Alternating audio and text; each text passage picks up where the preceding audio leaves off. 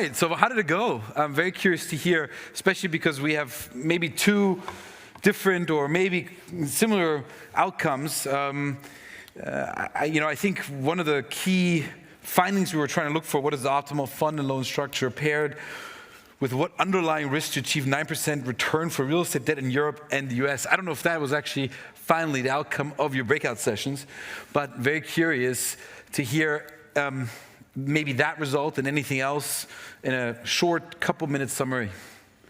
Sure, so we had a pretty lively discussion. Thank you very much for everybody participating. So we tackled the three questions, and maybe we'll tackle all three one after the other, and I don't know if you want to do one team first and the other team? Or? That sounds good. So why don't we start with question one on your end? The first question, broadly speaking, was, are open-ended funds for commercial real estate debt, are they properly suited for that kind of asset class? And we first had a big discussion, what does liquidity actually mean in the context of debt?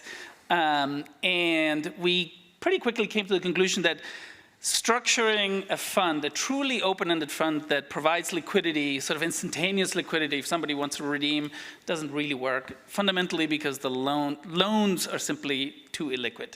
If somebody submits a redemption statement, the fund manager can't liquidate those loans at an attractive enough price quickly. I mean, you can sell things at a steep discount, but it has a significant cost. So that was, we said a truly open, liquid structure doesn't really work. And then there are these somewhat hybrid structures that could potentially work. And the first one was an open one that allowed investors to put redemption statements whenever they wanted, with the caveat that the fund manager wouldn't be forced to sell loans. They would just go into a queue, and in a sense they would be treated, when the loan repaid, they would get allocated that money. They wouldn't participate in the reinvestment side of things. So they wouldn't be then in an evergreen fund anymore. They would just start getting their money out. And the third option was the same thing, but instead of allowing investors to come in and submit redemption statements whenever they wanted, it was done only on a periodic basis every 2-3 years, and that it was sort of